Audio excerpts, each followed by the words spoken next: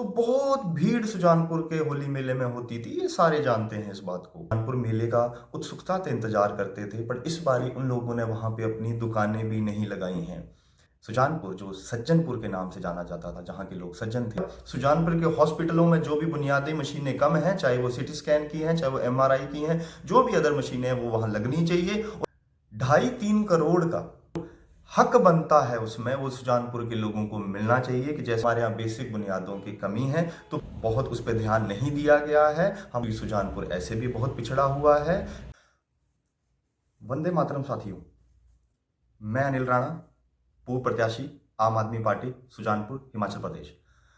तो आज मैं सिर्फ सुजानपुर के संदर्भ में बात करूंगा कि जिस तरीके से सुजानपुर के जो अभी राष्ट्रीय होली मेला है, उसमें जो राजनीति का तुष्टीकरण किया गया है, वो बहुत ही दुर्भाग्य है। मैं इस विषय पे पर्सनली कोई बात नहीं करना चाहता था, क्योंकि ये मेला जो मुझे लगता है कि ये हमारे राजा के टाइमों से चलता आ रहा है, और जो उनकी परंपरा है, तो इसमें राजनीति ना ही की जाती तो ज़्यादा अच्छा था। और इसको एज इट इज़, जैसा ये पारंपरिक तरीके से चलता था वैसे ही चलाया जाता तो बहुत अच्छा था। पर हमारा दुर्भाग्य देखिए कि इस मेले को भी राजनीति से दूर नहीं रखा गया। और इस मेले में भी जो है, ये मेला जो है हमारा इतने सालों से, इतनी हमारी श्रद्धा का विषय है, हमारी आस्था का विषय है, और हमारे जो वहाँ के सुजानपुर के लोग हैं उनके लिए इतने सालों से जो एक है ये कल्चरल विषय था, उसको भी राजनीति ने अपने साथ घसीट लिया है। और ये बहुत ही दुर्भाग्य की बात है।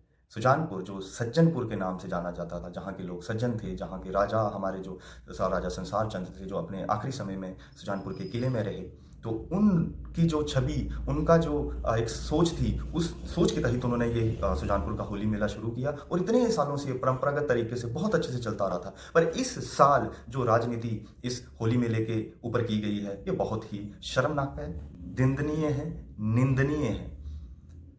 तो हुआ क्या है सुजानपुर के होली मेले में ऐसा? पहले जो कि ऑक्शन प्रशासन करता था, खुद करता था, खुद टेंट देता था, छोटी छोटी दुकानें देता था, खुद अलॉटमेंट देता था, खुद पार्किंग की अलॉटमेंट करता था, जिसको भी, तो सब लोगों को छोटा छोटा छोटा ठेका वहाँ के लोकल लोगों को मिल जाता था। तो उसके उनका थोड़ा बहुत जो व्यापार है वो चल जाता था, सबका ही फायदा था। क्योंकि जो प्रशासन है वो बहुत कम रेटों में ये जो सारे ठेके हैं वो लोगों को दे देता था, तो जिससे लोगों को थोड़ी बहुत कमाई हो जाती थी, और जो लोग वहां पे खरीदार आते थे मेले में, उनको भी चीजें सस्ती मिलती थी। तो बहुत भीड़ सुजानपुर के होली मेले में होती थी, ये सारे जानते हैं इस बात को।